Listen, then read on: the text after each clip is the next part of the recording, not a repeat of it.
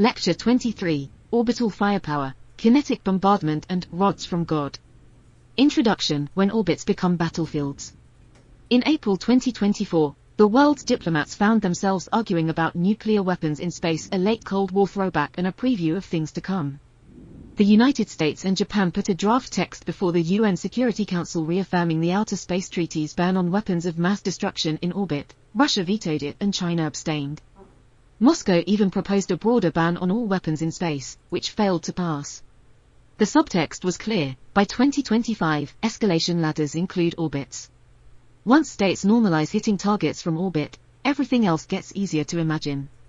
That includes the most enduring thought experiment in space-to-ground warfare, the tungsten sky javelin known in Pentagon lore as rods from God.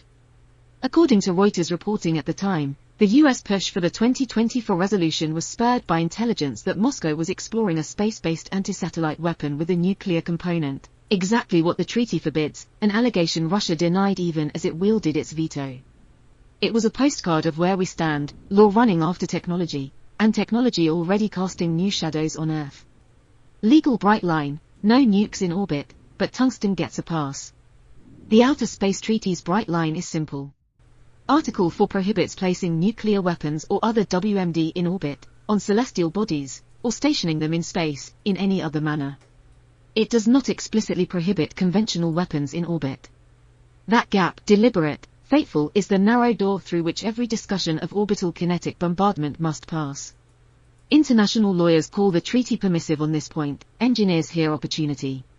As the UN's own Office for Outer Space Affairs summarizes, no nuclear arms in space, full stop, no general ban on non-nuclear space weapons. The practical implication is that a tungsten rod dropped from low Earth orbit is not illegal by virtue of being a rod. It would be judged under the ordinary laws of war, principles of distinction, proportionality, necessity, like any other conventional weapon. That should make you uneasy, which is an appropriate mood for this topic. This legal grey zone is not just theoretical.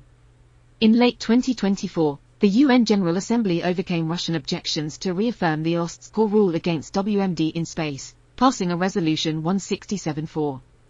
But tellingly, when Russia tried to amend it to ban all weapons in space, the sponsors resisted, arguing that reaffirming existing law was the limit of consensus.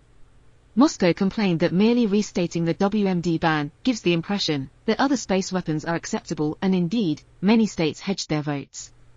The upshot is that as of 2025, there is no binding ban on conventional orbit-to-Earth strike systems. There is only a thickening fabric of resolutions, working groups, and expert reports seeking to define responsible behavior. Operationally, that means any move to park an orbital bombardment platform upstairs will trigger diplomatic fireworks, but law alone would not automatically stop it. The Liability Convention of 1972 adds one sobering guarantee: a launching state is absolutely liable for damage caused on Earth by its space object. In plain terms, if your rod slams into someone's infrastructure, or, heaven forbid, the wrong target, your nation owes the bill. No euphemisms there. Ghosts of the Cold War, fractional orbits and hypersonic gliders. Today's framework for orbital firepower was set by two kinds of flight tests, one recent, one decades past.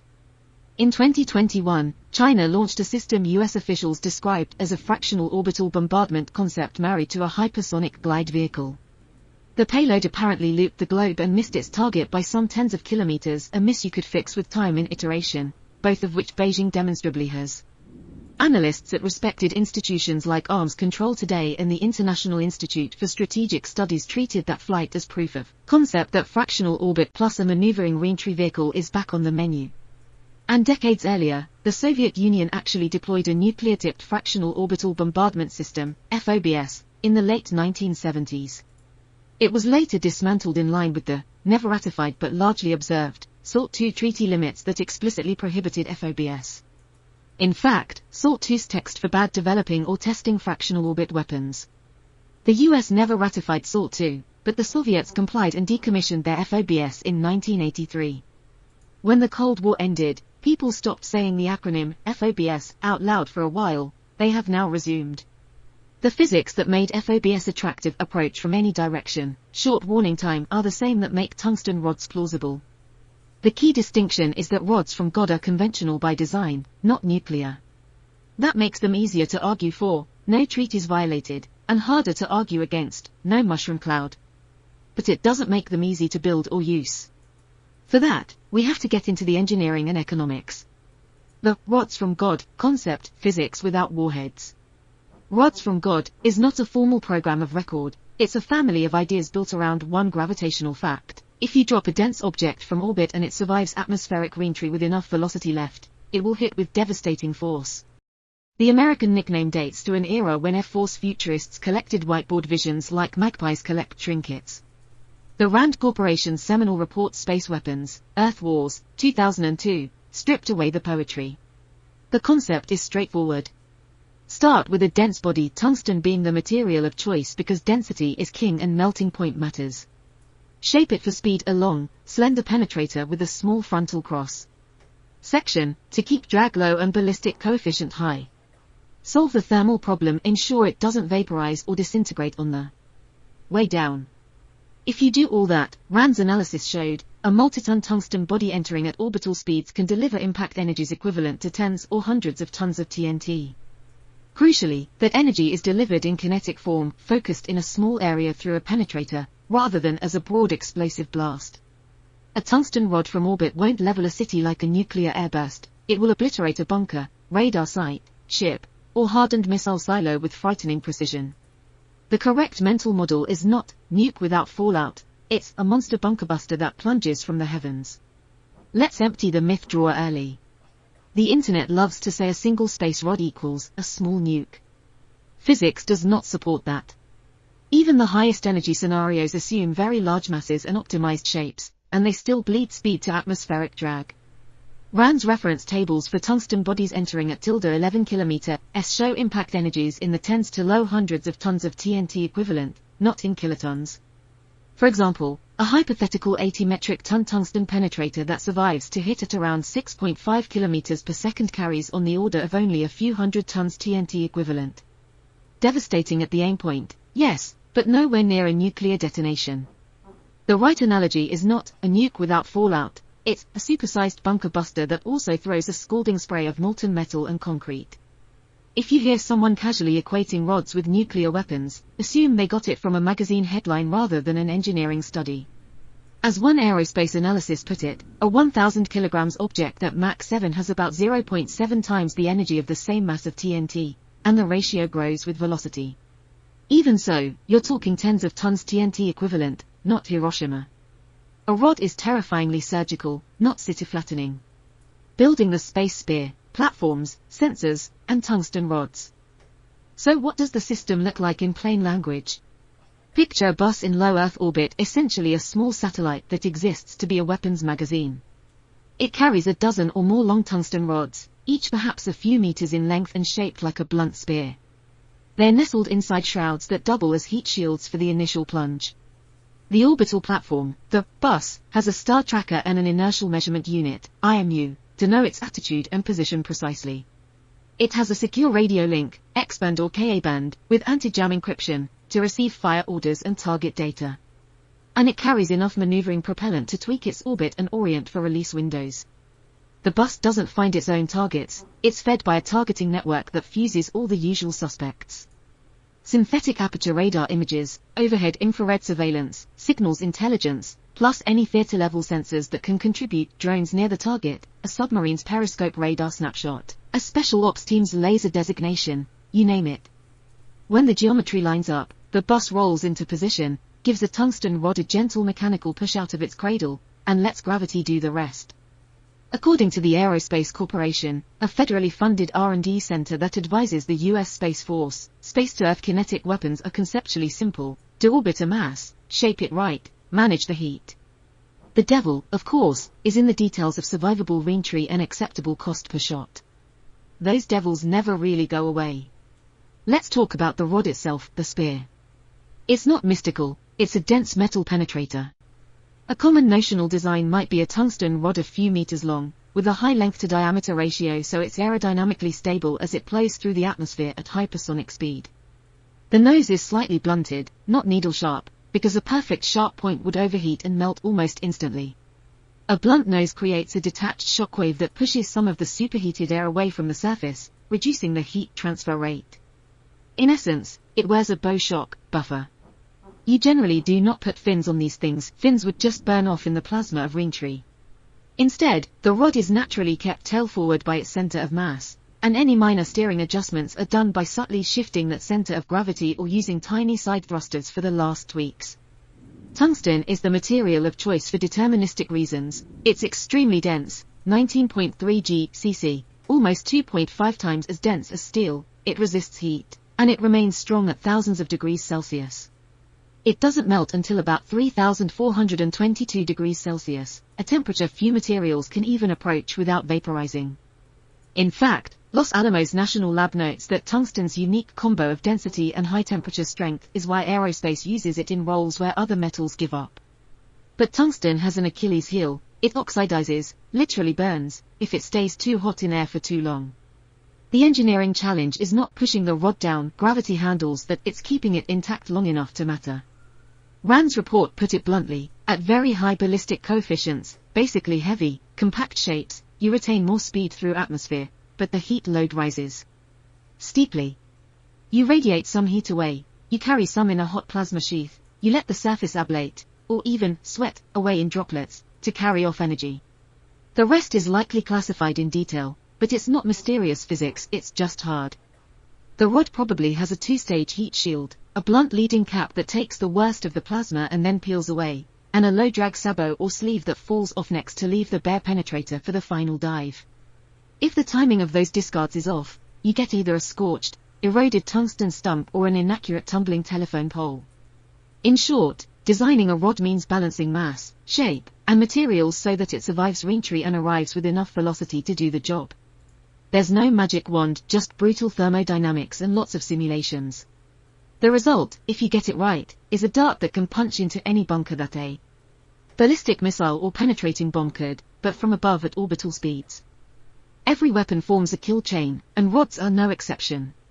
Here the sequence of events is: command authorization, target nomination, orbital geometry check, bus maneuver orientation, rod release, mid-course guidance update if the rod can receive one, communications blackout during reentry, terminal guidance or adjustment, and then impact and damage assessment.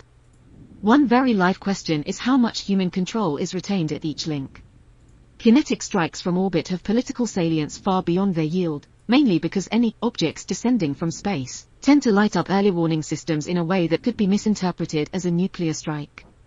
The conservative approach is to keep humans in the loop at high authority. In fact, the US has already insisted on strict civilian oversight for any prompt global strike system that might be mistaken for a strategic, nuclear attack. That's why earlier concepts like conventional ICBMs got shelved. According to Congressional Research Service assessments, even boost-glide hypersonic weapons, which fly a ballistic arc and then glide, have been kept under close presidential control to avoid accidental nuclear scares. If we ever put a tungsten magazine in orbit, that oversight would likely be even tighter. You don't want an automated satellite deciding on its own to yeet a rod earthward because it detected something on sensors. That decision will go through human fingers every time.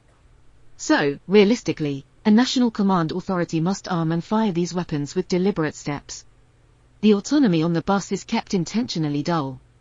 In practice, the satellite will confirm its coordinates and the target coordinates, check that the planned trajectory won't overfly any prohibited zones or friendly populations, run a quick self-check on its release mechanisms, and then wait for a human go command.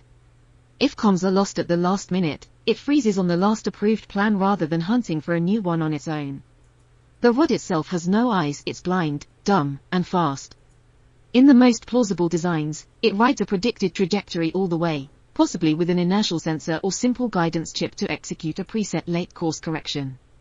Some designers have debated terminal seekers, imagine an infrared homing head, but hypersonic airflow is cruel to sensors. It's hard to peek through a 6 km per second shockwave without frying your optics.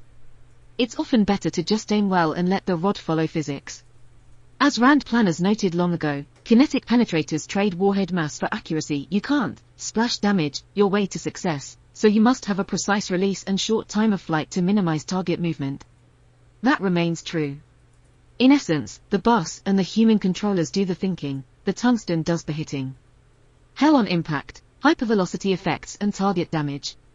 What exactly does a rod do when it hits? At orbital speeds, the answer is hypervelocity physics, a regime where both the projectile and target briefly behave more like fluids than solids. In the first microseconds of impact, the leading tip of the tungsten rod and the impacted material, concrete, rock, steel, etc., are subjected to such intense pressure and heating that they melt and even vaporize. The interaction isn't a clean puncture, it's more like an exotic jet forming. The rod essentially turns into a self-forging penetrator. It erodes from the nose but stays sharp, continually punching a narrow channel as it sacrifices mass to continue forward. If the target is soil or rock, the result is a deep borehole, with shock waves fracturing the surrounding ground. If the target is reinforced concrete, like a bunker, you get spalling and cracking along the penetration path and likely structural failure around it. If the aim point is a ship's engine bay, the rod's impact vaporizes metal into a burst of shrapnel and plasma, shredding everything nearby and probably igniting secondary fires. If it hits a runway, it doesn't leave a neat pothole, it gouges a long trench and can pry huge slabs of pavement out of alignment. That kind of damage is much harder to repair quickly than a simple crater. Because the rod's energy is purely kinetic, no explosive chemical expansion, and the event is over in the blink of an eye, the fragmentation pattern is unusual. Most of the fragmentation comes from the target itself, not from any warhead casing, and the danger zone tends to be more vertical than horizontal. A penetrating rod sends debris mostly downward and upward along the entry path, rather than blasting it radially like a bomb. The lethal footprint is a slash, not a circle. This focus is exactly why rods appeal for hardened targets in dense environments. They deliver brutal force on a line straight down into something that thought depth equals safety. It's also what limits them. They are magnificent for one thing, busting deeply buried or super-hardened points, but not efficient for broad area effects. If your problem is a cave bunker or a command center under a mountain, a tungsten javelin starts to sound ideal. If your problem is a column of dispersed tanks or an infantry battalion in trenches, the space rod is overkill in one foxhole and useless against the rest. In short, it's a scalpel made of tungsten, not a hammer of Thor despite the nickname. Let's quantify to steady the imagination. Using Rand's own illustrations, a 10 metric ton tungsten rod that survives reentry and strikes at around 3 to 5 km per second would yield roughly 10 to 30 tons TNT equivalent of kinetic energy on impact. An 80 metric ton behemoth hitting around 6.5 km per second might reach low hundreds of tons equivalent. Terrifying numbers if you're at the impact point. They imply an energy release that can pulverize many meters of concrete or rock, but meaningless at city scale. The military comparison is to powerful earth-penetrating bombs, the largest conventional bunker busters, not to nuclear gravity bombs. The strategic selling points are promptness and global reach, not yield. Orbital strike wins by coming from above, with little warning, anywhere on the globe, in under 15 minutes, not by turning the dial to apocalypse. As one primer put it, global strike from above wins by time and geometry, not by biblical explosive power. NASA's hypervelocity impact research gives a dispassionate view of these physics. They define hypervelocity as speeds above the sound speed in the target material, roughly greater than 4 km per second for rock, greater than 6 km per second for hardened steel. Above those thresholds, impact is more like a fluid dynamic event. Projectile and target locally behave like a high-pressure plasma for a micromoment, creating shock fronts that often result in crater-like effects and extensive spore fragmentation from the target's far side. On thin metal structures, a hypervelocity hit tends to punch a hole and leave a characteristic lip of deformed material around it, almost like an exit wound. On thick rock, you get a conical crush zone and radial fractures out beyond the immediate hole. Unlike a conventional explosive, a rod does not produce a broad blast wave. All the havoc is concentrated along the penetration channel and whatever is directly coupled to it. If the target is a deeply buried bunker, the kill mechanism is the shock pressure and the spalling shards ripping through the interior, not some Hollywood cavern collapse. If you've ever seen the videos of anti-tank kinetic penetrators hitting armor, you know the concept. It's the spray of high-velocity molten metal and fragments that does the internal killing. For a vertical rod strike, the worst damage stays in a narrow cylinder down from the impact. If you come in at a slant to reach a mountainside entrance, you'd carve a longer oblique path.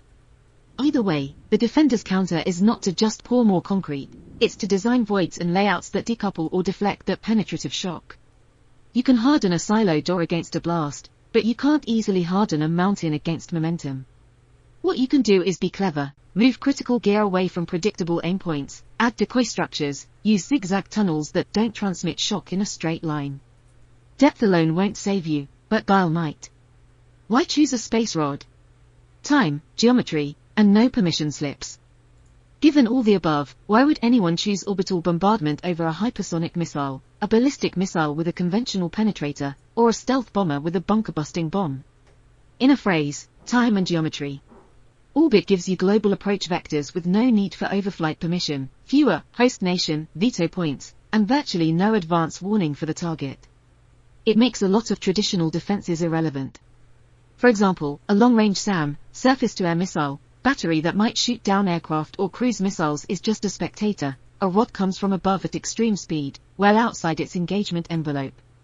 A Patriot or S-400 cannot reach straight up 100 kilometers. A perimeter of point defenses tuned to kill terrain skimming missiles is looking the wrong way. The rod falls from the zenith, like a thunderbolt. Command bunkers that assumed only a nuclear weapon could dig them out will reacquire some humility.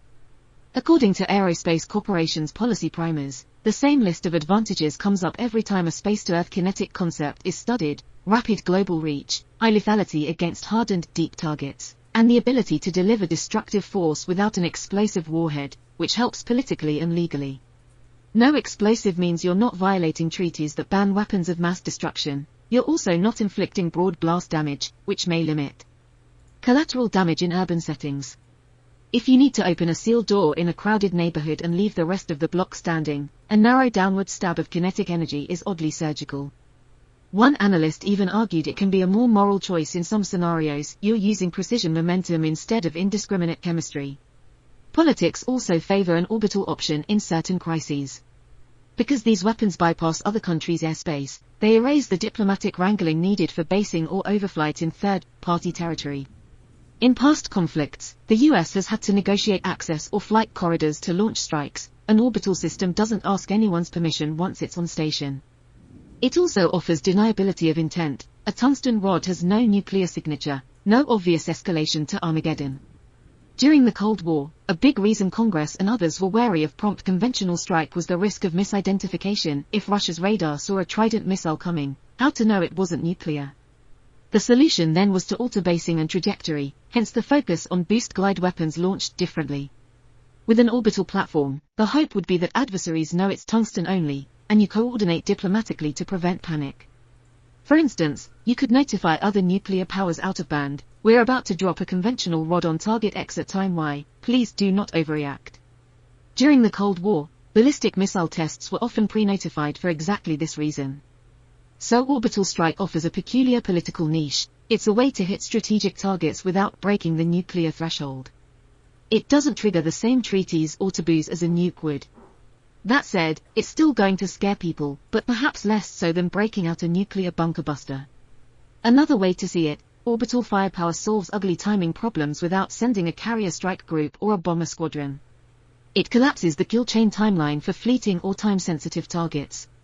If intelligence pinpoints an underground command post that's about to relocate or a weapon battery prepping to fire, you might have only minutes to act. From halfway around the world, no aircraft or cruise missile can get there in minutes. An ICBM could, but that comes with enormous baggage, risk of nuclear confusion. A hypersonic boost glide missile might reach in 20-30 minutes and still needs a launchpad or sub to be in range. An orbital rod, if pre-deployed, could be minutes away, anywhere, drop and hit in 10 to 15 minutes. That buys a unique capability: global timing on demand. Finally, consider the mindset of a military planner. Orbital weapons tempt them because they bypass so many choke points. No need for nearby bases, no need for tankers or carrier overflight, no crew at risk, no potential hostage to an ally's political whims. If country X won't let you use their runway to launch a strike, an orbital system laughs, it overflies regardless. Space is officially free for overflight by treaty. To be sure, everyone will know you have this tool. The presence of an orbital weapons platform can't be hidden for long. But its use can be sudden. The geometry, top-down, and velocity, Mach 10, mean the enemy's first warning might be a sensor blip seconds before impact. In modern warfare, that kind of compression of response time is golden. All that said, no one pretends rods from God are a free lunch. The advantages come with heavy costs and risks, which we'll delve into next. But they are why the concept refuses to die between budget cycles. It keeps popping up in Pentagon studies because sometimes, in some scenario, you desperately want to reach out and hit something now, with precision, and you don't want to call in favors or escalate to nuclear use to do it. Orbital firepower sits in that slim niche, a potentially game-changing one if the tech and dollars align. The price of admission, logistics, launch cost, and tungsten. Space does not make mass cheap. It never will. This is why orbital bombardment has always been, as one analyst quipped, a long war with spreadsheets. The physics might be solvable, but the logistics are punishing. Getting heavy tungsten rods into orbit is extremely expensive, and every use of one means you have to replace that mass later. Even with the declining cost of launch, thanks to commercial players like SpaceX, gravity's tax remains steep. SpaceX's published rideshare rates in 2025 are about $325,000 to launch 50 kilograms to a sun-synchronous orbit, then $6,500 per kilogram beyond that. So a 1,000 kilograms tungsten rod would cost roughly $6.5 million just in launch fees under those rates. And that's optimistic. You wouldn't actually send a weapon on a bargain rideshare with other customers. A dedicated launch, with military integration, special trajectories, etc., could cost much more. A 10,000 kilograms rod. Try $65 million in pure launch costs, if anyone would even manifest such a monstrosity. And these figures ignore the cost of the bus, guidance systems, thermal protection, and all the R&D. In short, the unit cost per shot is enormous. This leads to a crucial sustainment question: how many rods can you afford to shoot, and how quickly can you reload? Imagine you deploy a magazine with, say, 12 tungsten rods in it, each maybe 1 to 2 tons. In a conflict, you expend all 12 in the first 72 hours of shock and awe. Now you have an empty satellite. You need to launch replacement rods during the war to keep fighting. Can you? Traditional launch cadence is months or years, not days. However, this is exactly why the US military has been pouring resources into what it calls tactically responsive space, the ability to put useful mass into orbit on very short timelines. Recent demonstration programs, with names like Victus Nox, Victus Haze, Victus Sol, have shown it's possible to go from a launch order to a satellite in orbit in days, even hours. Firefly Aerospace's Victus Nox in 2023, for example, went from notice to launch in under 24 hours. These are baby steps, but they're heading toward on-demand launch capability. By mid-decade, around 2026, Space Systems Command aims to have a standing rapid launch capacity. That's not an orbital magazine per se, but it's the plumbing you'd need to reload one quickly while a war is ongoing. If rods from God are ever more than a thought experiment, you need this logistics backbone in place. The good news, it's arriving, slowly and expensively, but undeniably. The first time a commander is able to say, launch me 6 new rods next week, and the spaceport delivers, orbital firepower stops being a gimmick and becomes a true capability.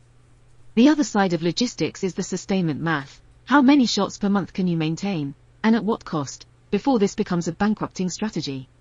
One analysis suggests thinking in terms of rods per month, not per day.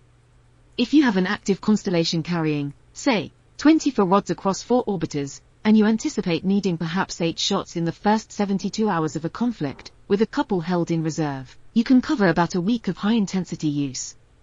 But if reconstitution, replacement, takes weeks, you're in a realm of one-off use or bluffing rather than a sustained campaign.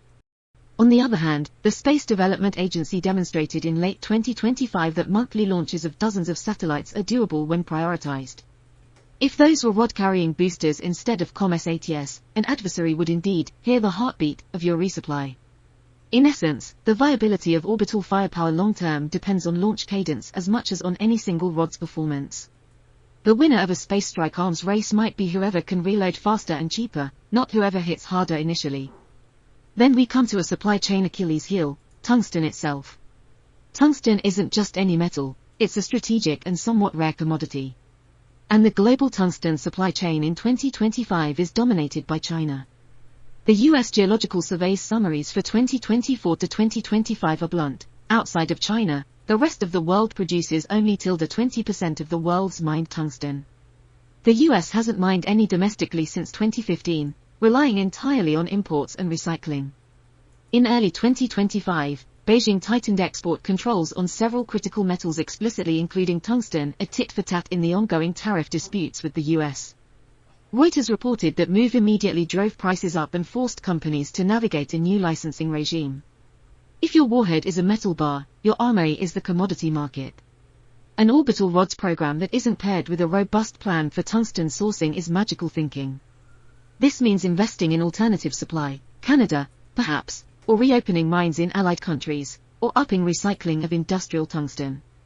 Otherwise you're effectively building a wonder weapon whose ammo is controlled by your rival's export ministry. That's not ideal. US policymakers in 2025 were already seized of this. The Biden administration pushed new efforts to develop non-Chinese tungsten sources and stockpiles. But those take time. The reality is, tungsten is China's ace card. They produce, by some estimates, over 70% of it and hold most of the proven reserves. So an orbital weapon made of tungsten inherently links space strategy to critical mineral strategy. If you wouldn't plan a war assuming your bullets come from a foreign adversary, you shouldn't plan for rods unless you have tungsten secured. To be clear, none of these factors kill the concept, but they impose a tax on it. Orbital firepower is real physics married to forbidding logistics, operational advantages coupled with escalation risks. And a materials problem entangled with geopolitics. It's not a magic superweapon that would dominate war, nor is it a pointless boondoggle. It fills a specific operational niche at high cost. As one space strategist put it, it's a way to put steel on a target you otherwise couldn't reach fast enough, in a future conflict where that might be the only measure that matters. Countermeasures and survival, dodging the orbital vandal. Any weapon spawns counters. Orbital rods would be no exception, and any nation seriously considering them must also plan to protect them. If a rod bus, the orbital platform, loiters in orbit long enough to be useful, it will be tracked by adversaries' space surveillance networks, meaning it's also targetable. Enemies will not sit idle. One obvious counter is the use of proximity operations vehicles, spacecraft that sidle up to other satellites under innocent pretenses, inspection, refueling, debris cleanup, but could be repurposed to sabotage or shove the target when hostilities commence. Think of them as grappler satellites. Multiple countries have tested this kind of capability, small satellites that can rendezvous with others and potentially interfere. The Secure World Foundation's 2025 Global Counterspace Report catalogues how many countries now practice rendezvous and proximity ops, RPO, and how quickly those skills have bled from benign uses into coercive ones. If an adversary expects you might deploy an orbital strike system, they will likely invest in co-orbital stalkers that shadow your bus quietly in peacetime, then nudge it off course or slice off its antennas and solar panels if war breaks out. Essentially orbital muggers.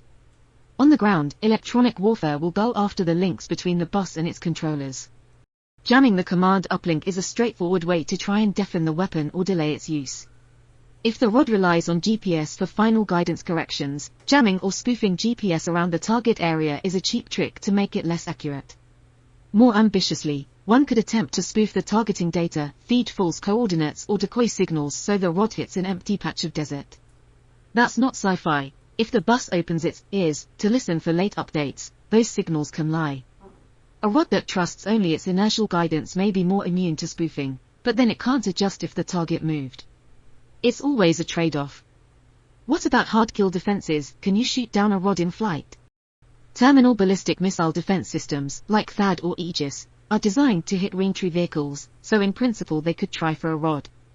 But the rod is smaller and possibly faster than a typical ICBM warhead, and it plunges almost straight down, giving very little time for an interceptor to respond.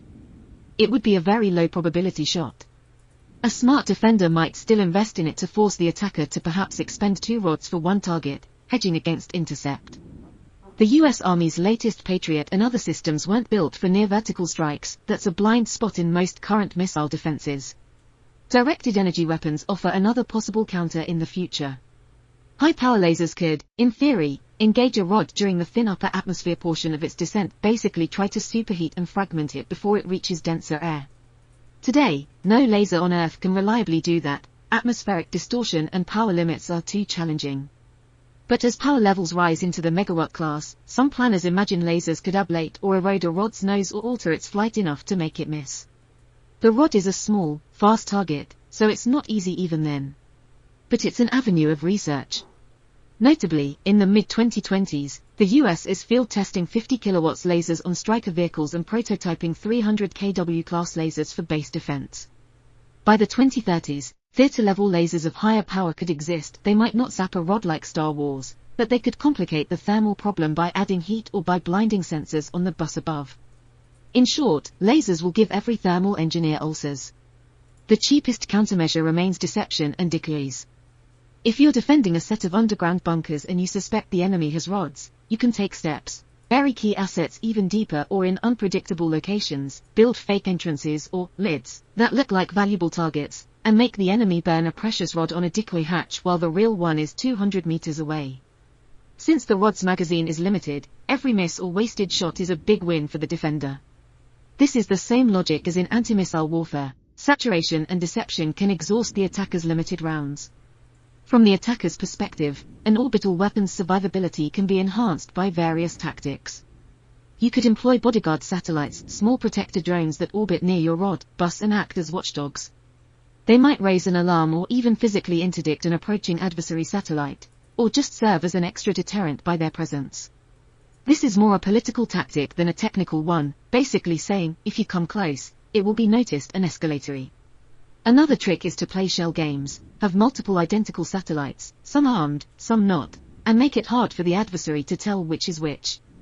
If you mix your rod bus in with dozens of other satellites, perhaps commercial or decoys, a rival must either attack all of them, starting a larger war, or risk missing the real one. As the Secure World Foundation notes, space is becoming a bazaar of counterspace capabilities, with nations practicing all sorts of non-kinetic attacks like jamming, dazzling, and hacking. An orbital weapon might face not a big dramatic missile attack but a quiet electronic strangulation, communications cut off, navigation data corrupted, onboard sensors dazzled by laser light, etc. The first fight over a rod platform might be invisible, a software hack here, a blip of noise there trying to disable it without anyone blowing anything up. In sum, the shape of the trade is clear. Orbital firepower can be countered and will inspire a host of defenses. It is neither unstoppable nor irrelevant. It becomes one element in a broader game of move-countermove. As one summary put it, orbital firepower is not a superweapon, but it's not obsolete either. It's one more way to put steel on a target you can't reach otherwise, and in future conflicts, that may be the only way that matters. The implication, if any nation proceeds with this concept, others will fund countermeasures hard the moment whispers turn to hardware. It'll be a race between rods and rod catchers, so to speak. Before moving on, it's worth noting the escalation risk we touched on. A tungsten rod might be conventional, but early warning systems could mistake a deorbiting object for something worse. The US and others have spent decades refining procedures to avoid nuclear false alarms, things like notifying each other of missile tests or ensuring distinct launch profiles for conventional missiles. With orbital weapons, similar caution would be needed. Civilian leadership would likely insist that any use of such a weapon be carefully pre-coordinated to avoid misinterpretation. During its development, you'd almost certainly see discussions at high diplomacy levels. If we ever use this, here's how we'll signal it's not nuclear. Perhaps releasing it in a way that early warning satellites can discern, like a known satellite doing a deorbit at a known time, or even using a separate agreed frequency to transmit a notice. In crisis stability terms, rods from God are a new ladder on the escalation staircase, and it has to be climbed very carefully or not at all. The fastest way to make them illegal overnight would be to mix them with nuclear payloads, something the US has indicated it will not do, and must not if it wants the concept to survive. Speculative scenario, night over the Persian Gulf, 2033. It's a moonless night in 2033. A dust storm has grounded Allied strike aircraft and blinded most drones and satellites with optical sensors. In the Tactical Operations Center, a theater commander faces a high-value target vanishing into a warren of tunnels. Specifically, the west entrance of an underground complex in Balochistan, believed to house mobile missile launchers, needs to disappear now, before those launchers disperse at dawn. 15 minutes ago, a Canadian commercial synthetic aperture radar satellite picked up heat plumes suggesting generators spooling up under that west hatch. Likely a convoy preparing to move. The commander has one asset left, an orbital rod magazine in a sun-synchronous orbit, due for a favorable overhead pass in about 8 minutes. The decision to use it has been pre-authorized under strict rules of engagement, because national leaders spent days chewing over the ambiguity issues. Everyone knows the stakes. Once a rod begins to descend, foreign early warning systems will see something coming down from space. But they've communicated in back channels, and tonight the need outweighs the risk. At T-2 minutes to weapons release, the bus slews into the firing attitude. It sends one last encrypted query to confirm target coordinates and collateral constraints. Down below, air defenders are on edge after a week of cruise missile raids, but they have no indication of what's coming, no radar illumination, no engine noise. The command post authorizes one rod. The satellite's thrusters give the selected rod a lazy shove out of its cradle. For a second it just floats alongside, then gravity grabs hold and the rod begins its terminal fall, head down, nearly vertical. A small cold gas thruster on the rod fires a 1-second puff to correct cross-track error by a few tens of meters, then goes silent. As the rod enters thicker air, it vanishes in a sheath of plasma. It's effectively invisible and untouchable for the next half a minute, a streak of ionized air and tungsten plasma diving at Mach 10+. The rod's nose, protected by a disposable cap for the worst heat, starts to glow and ablate once the cap peels away. The tungsten itself begins to sweat, molten droplets from its surface. It's sacrificing a bit of mass to carry away heat. The projectile weathervanes perfectly, guided by physics to keep its blunt nose forward. Just above the target, some residual lift nudges it a half-degree to stay on the hatch despite high-altitude winds. No one on the ground hears a thing. It's coming in faster than shockwaves can propagate. Underground, in the complex, a maintenance crew chief hears a distant whomp and feels a pressure wave thump through the tunnel.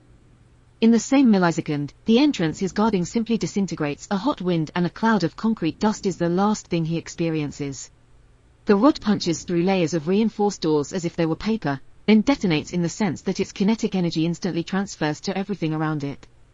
A narrow pillar of fire and fragments rips deep into the facility, turning generators and vehicles into shrapnel.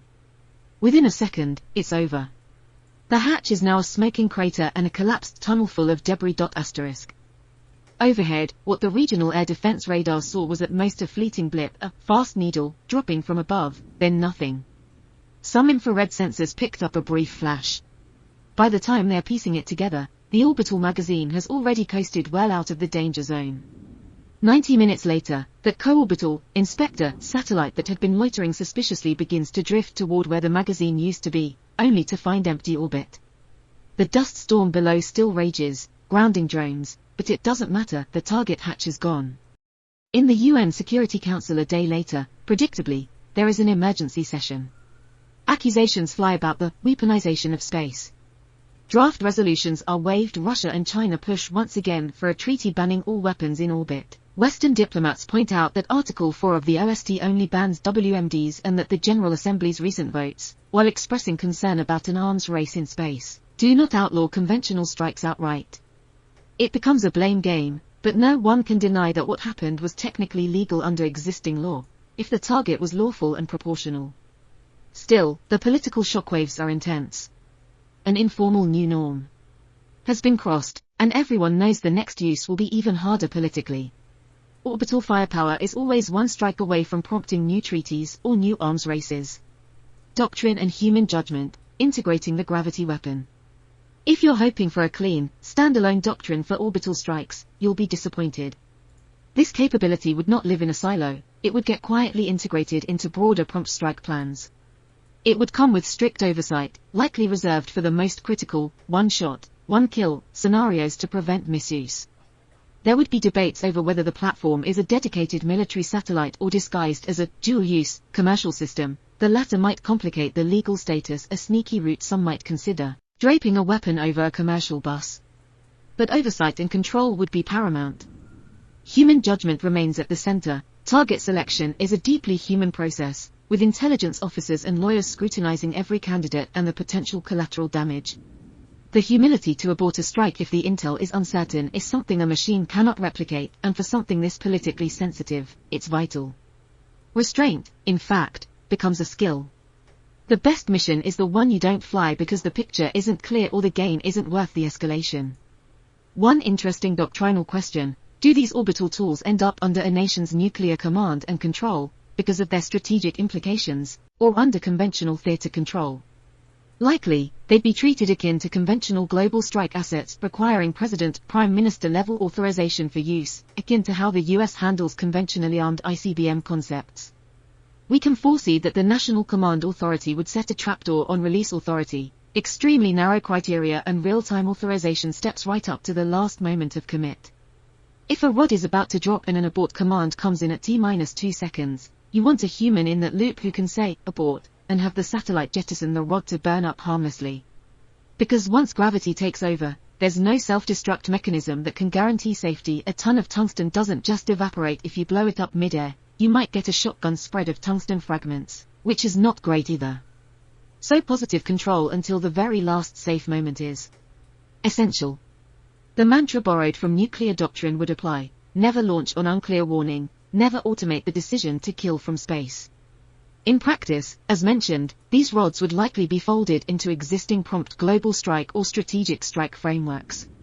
The folks who work targeting for stealth bombers or hypersonic missiles would add orbital axis to the menu. The planning staff would include specialized orbit analysts to figure out when windows open for a given satellite over a given target, and how to quietly adjust orbits if needed. They'd also include space lawyers to carve out no-strike polygons. Maybe they'd say, do not drop a rod if the line of travel would pass over a populated area or a friendly country's airspace lower than X altitude, though by treaty you could overfly any country in space. You might choose not to for prudence. The bus's onboard software could enforce such constraints. It might literally refuse to fire if the geometry isn't clean, even if commanded. These are the sorts of guardrails you'd expect after decades of thinking about nuclear deconfliction. Indeed, missile warning crews would likely be pre-briefed on any planned orbital strike. Radar teams, at 040Z expect to see a track dropping in region Y. It's ours, do not panic. They might even arrange a hotline notification to adversaries just minutes before impact. If that can be done without tipping off the target, a tricky balance. In short, integrating orbital firepower is as much about policy and coordination as about tech. Machines will handle the geometry and physics, humans must handle the context and consequences. A clever intelligence analyst might notice, hey, this runway target is actually fake, don't waste a rod. Or a commander might say, this bunker is empty, it's a decoy. Or simply, yes, we can hit that, but if we do, it might escalate the war in a way we're not ready for. Those are human calls. As one space warfare thinker put it, the loop isn't who presses the button, the real loop is who decides that today is not the day to press it. Humans are better at meaning, machines are better at math. In orbital strikes, that distinction could be life or death for millions. 2025 to 2035, laying the groundwork for orbital strike. Looking ahead, the next decade, 2025 to 2035, is likely to be about logistics, not magic. This period is when the enabling technologies mature, and the concept inches from speculation toward feasibility. We're already seeing pieces falling into place. Responsive launch becomes routine. Firefly, Rocket Lab, and others turn days to launch from a slogan into a service. The U.S. Space Force's Space Systems Command is actively drilling this. Victus Nox proved a call-up launch in under 24 hours in 2023. Victus Haze is adding on-orbit rendezvous practice. Victus Sol is aiming for a true on-demand launch by 2025. By 2030, we expect launch on week's notice, or even daily queues to be viable for small payloads. That's crucial for reloading orbital magazines. On-orbit servicing grows up. What used to be one-off stunts, like Northrop Grumman's mission extension vehicle docking to a ComSat in 2020, is becoming an industry. Companies like Astroscale are building business models around refueling and debris capture, with US and allied governments as customers. By 2030, we should see semi-routine servicing missions. For orbital firepower, this means a magazine could be refueled or even get new batteries and components in orbit, making it less disposable. A sustainable magazine, one you can move, repair, top up, starts to appear by the early 2030s. Directed energy defenses get meaner on the ground. The Army is prototyping a 300 kW class indirect fire protection laser for base defense, scheduled to start fielding late 2020s. The Navy's Helios laser has now proven it can shoot down drones from a destroyer, USS Preble ZAP-1 in FY 2024. By 2035, we likely have theater lasers with enough power to at least harass inbound threats, perhaps blinder rods, hypothetical, Seeker or fry a star tracker on the bus during reentry. They won't be rod killers yet, but they raise the bar for rod designers, must assume the final approach may include a laser trying to boil you a bit. Space sensor networks become ubiquitous. The Space Development Agency, now under U.S. Space Force, started launching its Tranche 1 constellation in late 2025 to 154 small satellites for missile warning and data relay. They plan to have global coverage by around 2027 to 28. That means any launch or reentry anywhere will be seen and data linked to shooters in minutes. By 2030, fusing sensor data worldwide in real time will be normal. For orbital strike, it means a target could be nominated by a sensor on the other side of the world and fed to the orbiting bus in seconds. It also means if an adversary tries to slip a mobile ICBM out of a cave at 3 a.m., a dozen sensors might see it and an orbital rod could be the swift answer before it hides again. Proliferated sensors essentially compress the kill chain. Find, fix, track, target, engage happens on a unified global mesh network. Space-to-Earth weapons will ride that network like any other munition. Norms and law remain awkward. We've seen in 2024 to 25 that even reaffirming no nukes in space was controversial. Russia vetoed it in the UNSC, then the GA did it over objections. Efforts to extend that to all space weapons are still stalled. The likely near-term reality to 2035 is no new treaty banning conventional space weapons. Instead, we'll get more "please don't be destabilizing" resolutions and voluntary pledges, like the US 2022 moratorium on destructive ASAT tests, which dozens of countries joined. Those are useful, they at least stop everyone from making more debris, but they don't stop someone from fielding a tungsten rod system. If any nation moves that direction, expect an instant diplomatic pylon, but unless everyone agrees to a treaty, unlikely by 2035, it's just pressure, not prohibition. Industrial-based dilemmas intensify. Launch costs will likely continue to drop modestly. SpaceX's Starship, if operational by late 2020s, could further slash dollar per kilogram. But material access might tighten. Western countries are scrambling to develop tungsten mines in places like Australia. New output is coming online, but as of mid-2020s that only nudges non-China share from -20% to maybe -25%. If by 2035 the West hasn't secured a robust tungsten supply, making thousands of rods will be politically impossible or exorbitantly expensive.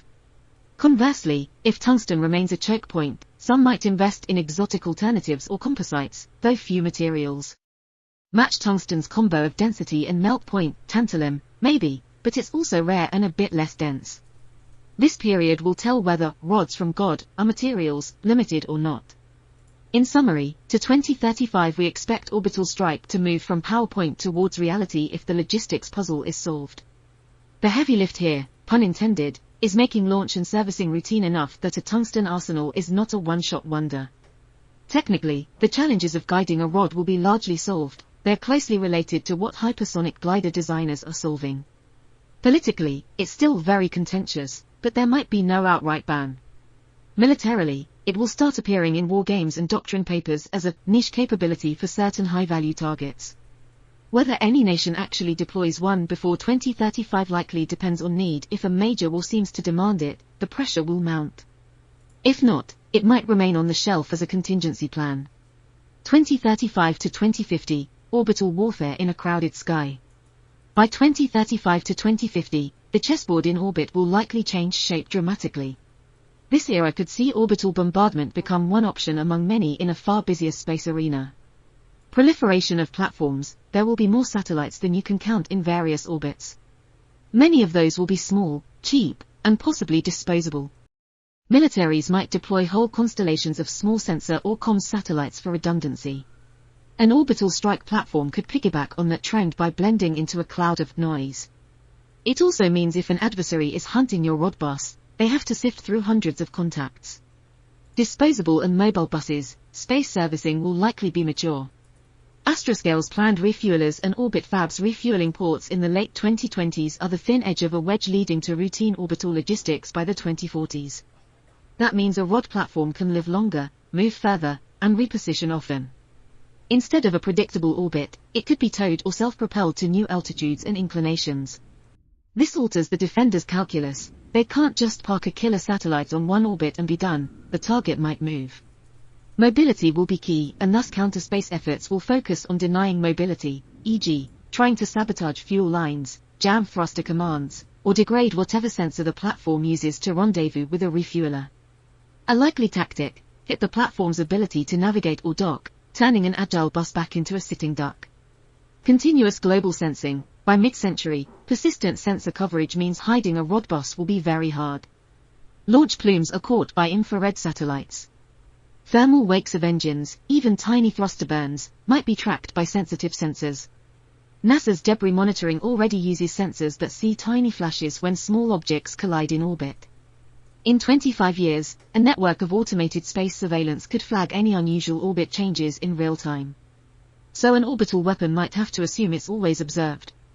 Stealth in space is tough, though some coatings or tactics can reduce signature. Thus, the viability may hinge on deterrence by outcome rather than stealth. Everyone knows you have it, but also knows interfering with it will bring retaliation. Countermeasures harden into doctrine. By 2040s, nations will have formalized how to counter orbital threats. Likely, soft kill methods dominate, dazzling a bus's sensors, feeding false stars to trick its star tracker, spoofing navigation, hacking its control software, etc. Hard kill, blowing it up, will be a reserved last resort because of debris concerns and escalation risk. But kinetic interceptors might be kept ready for truly high-value targets, with the understanding that using them creates a mess. Directed energy will be a normal part of defense, not necessarily to destroy, but to disable. For example, a megawatt laser might fry the communications array of any satellite in a certain orbit shell, rendering it deaf.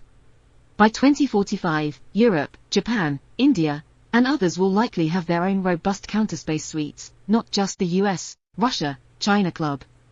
This means an orbital strike user has to plan for a contested environment from the get-go. Legally and politically, this era will test whether the world finally writes new rules or not.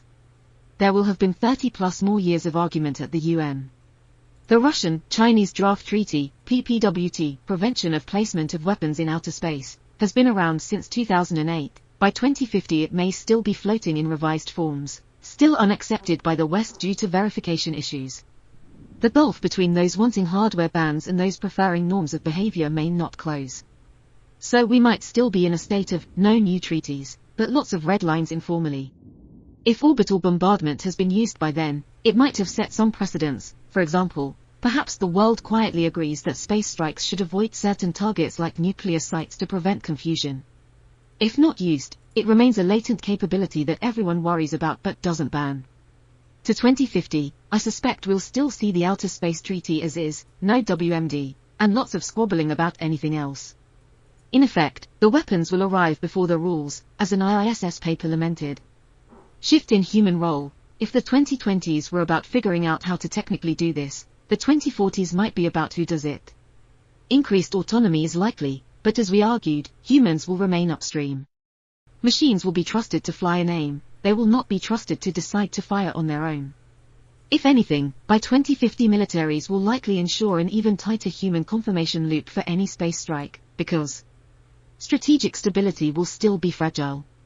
But humans might be needed less in the mechanical operations, e.g., an AI could schedule orbital adjustments and coordinate multi-satellite tactics better than people by then.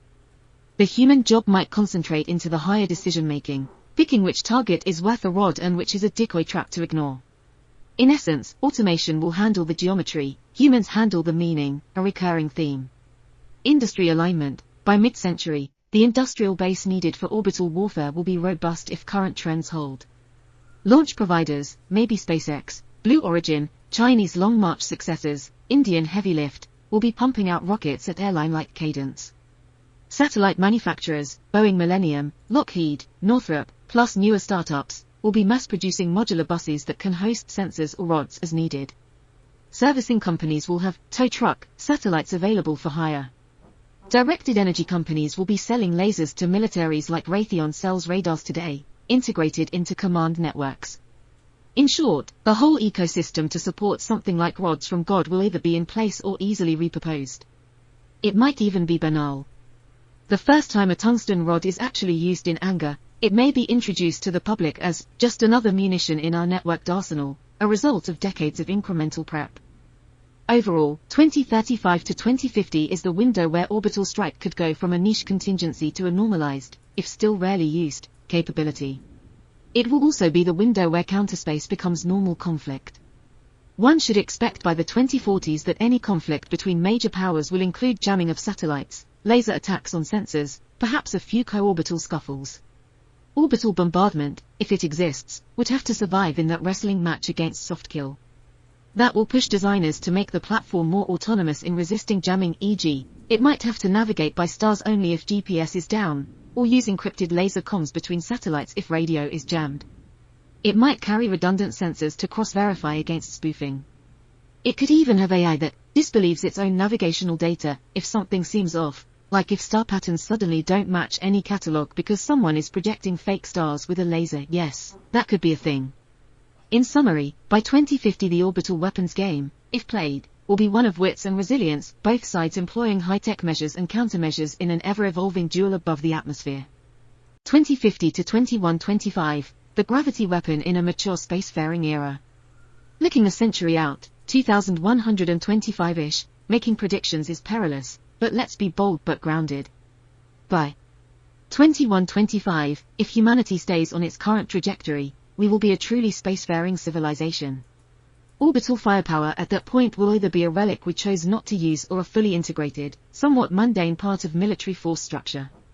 Here's a speculative outlook. The weapon itself will look the same in essence. A rod will still be a rod, dense mass plus velocity. In the same way a 2125 soldier's rifle will still shoot a projectile, a space weapon will still rely on kinetic energy.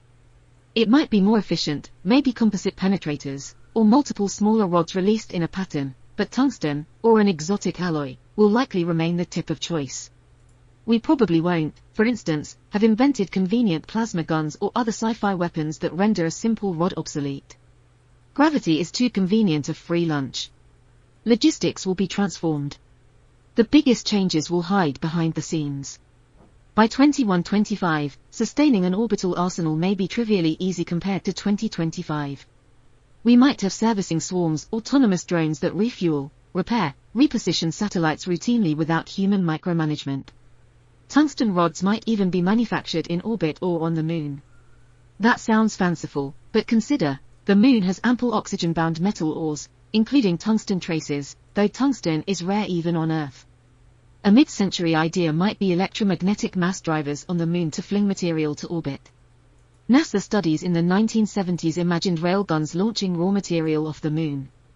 If that comes to pass, by late 21st century we could have a scenario where tungsten or other heavy projectiles are being mined and launched from the moon for orbital weapon use. However, the politics of that would be fierce. The Outer Space Treaty and subsequent Artemis Accords allow resource use, but using a lunar mass driver as a bombardment device would be practically throwing meteorites at Earth, definitely a treaty violation and an indiscriminate weapon, not to mention a liability nightmare. So more likely, lunar mining might replenish orbital depots with tungsten or propellant, but not be used to directly strike Earth. Instead, space industry will make it normal to have depots, tugs, and maybe even on-orbit manufacturing of components. Refractory metals like tungsten are hard to work with, but by 2100 there might be orbital foundries that can 3D print penetrators. Still, tungsten is tungsten, you can't cheat its scarcity.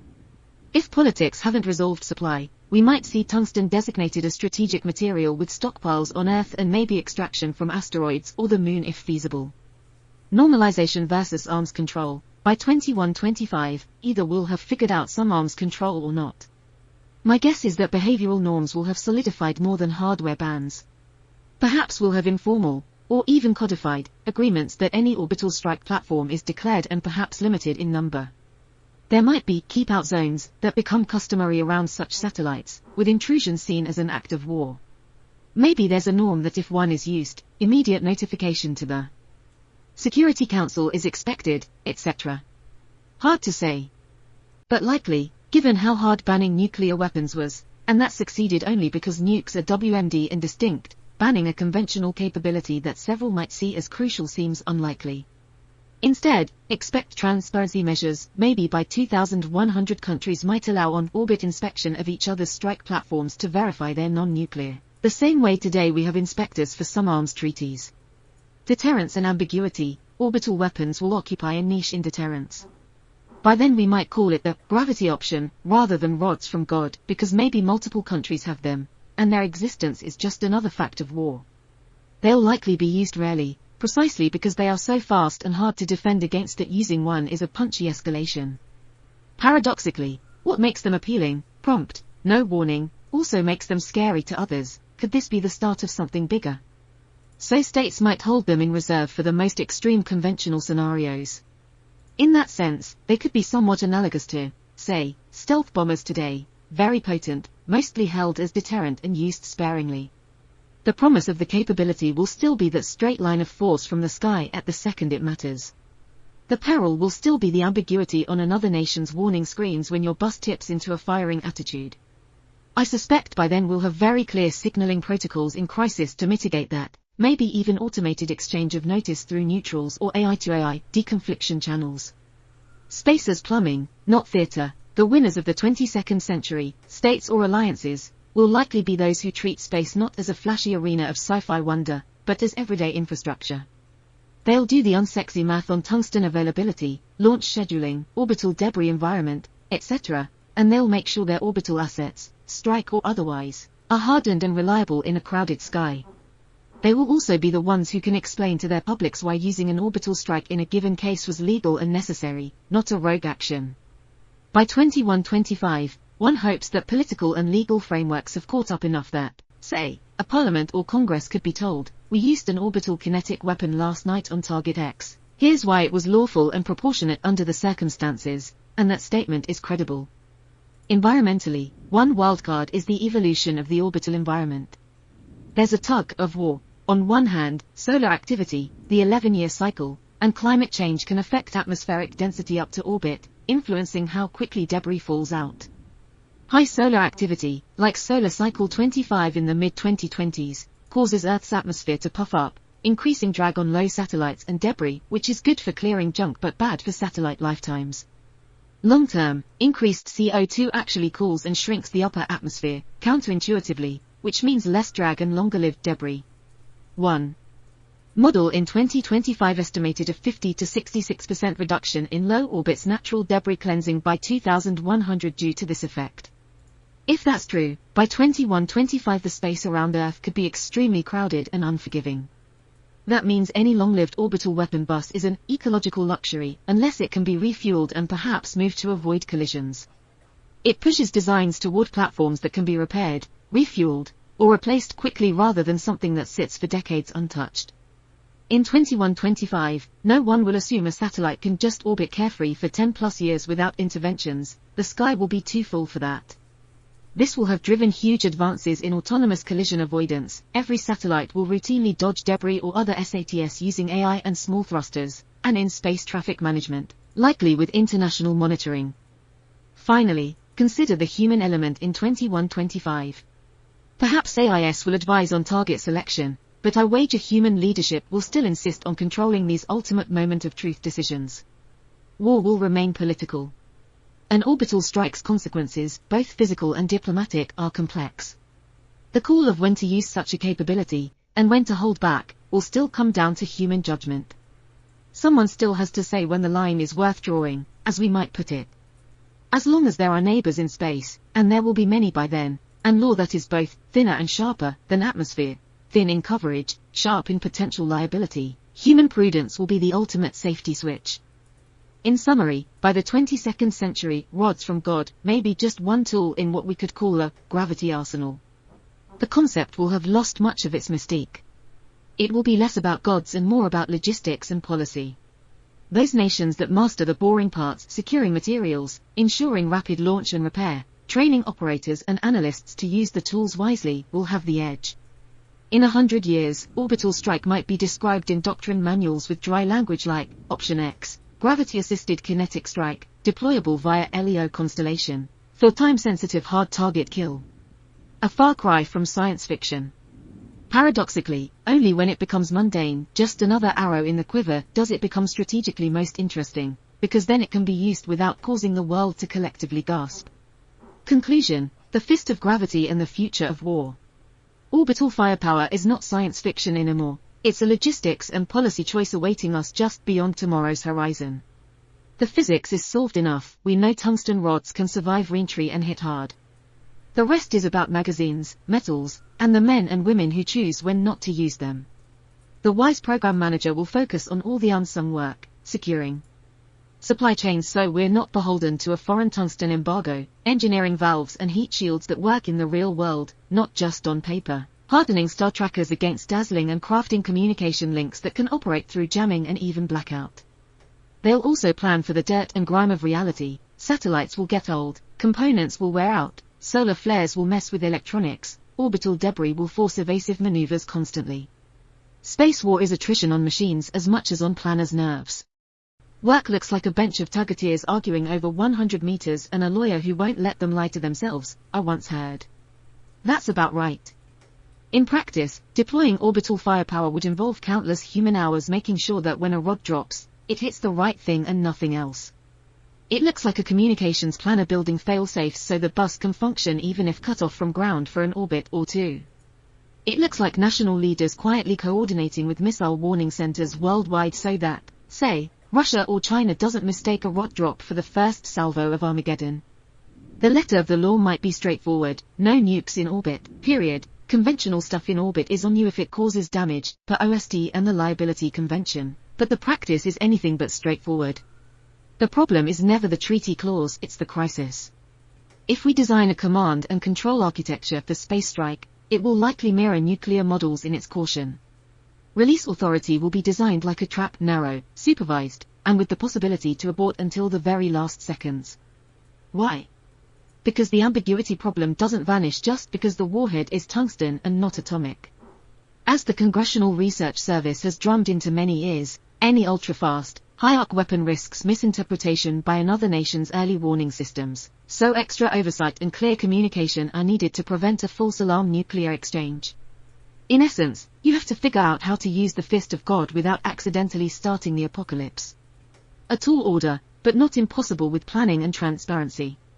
So, orbital firepower's future depends on whether we can make it boring enough to be usable. That sounds ironic, but it's true. The day rods become mundane, just another tool that doesn't make headlines, is the day they can genuinely shift military behavior. A weapon that's perceived as exotic or escalatory will rarely be used. One that's regarded as just another precision option might actually see action in shaping events. Mundane, in this context, means reliable, well understood by friend and foe, and not prone to accidental escalation. Achieving that means lots of drills, lots of diplomacy, and likely some agreements, formal or tacit, about what is and isn't a trigger. One last technical thought: the orbital environment itself will force changes. By 2125, the debris problem and even climate effects on the upper atmosphere might severely constrain how you deploy something like this. High solar activity periods, like the one we're entering now, cause increased drag that can pull low satellites down in weeks rather than years. On the flip side, long-term cooling of the upper atmosphere could allow junk to linger for decades longer. Either way, a war satellite will need regular propulsion to maintain orbit or dodge debris. It must be built with the expectation of a dirty, crowded sky where things go wrong often and redundancy is gold. Hardening it against radiation bursts, the sun will throw dozens of big solar storms each 11-year cycle that can bit-flip electronics, is crucial. Reaction wheels will wear out, gyros will drift.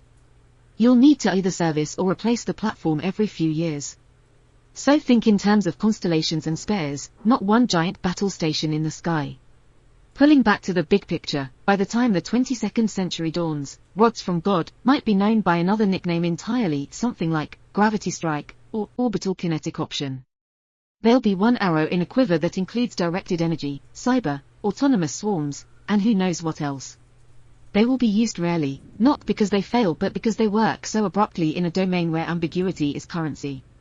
As one might say, the promise is a line drawn down into an address at the second it matters. The peril is that line on a sensor screen causing panic somewhere else.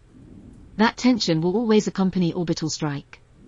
On the 100-year horizon, the future is probably less about rods from God as a superweapon and more about what I'd call the gravity option, one tool among many that a mature spacefaring military uses with bureaucratic, even clerical discipline. The great powers of that era will be those who treated space as infrastructure, plumbing, not as a Hollywood backdrop. They'll be the ones who did the unglamorous homework, securing tungsten supplies, investing in rapid launch pads and satellite servicing drones, hardening their orbital assets against an ever harsher environment. They'll keep their orbital magazines alive in orbits that punish the lazy or the unprepared. And crucially, they'll be able to show their own legislatures and the world in plain language why the line they drew from space on a given night was legal, proportionate, and worth the bill arriving under the Liability Convention. That kind of transparency and justification will be the real currency of legitimacy in future war. As one commentator put it, that's not rocket romance. That's what a grown-up weapon looks like when the sky is full of neighbors and the law is both thinner and sharper than the air it falls through. Orbital firepower, in other words, will have truly come of age. And we along with it, one hopes.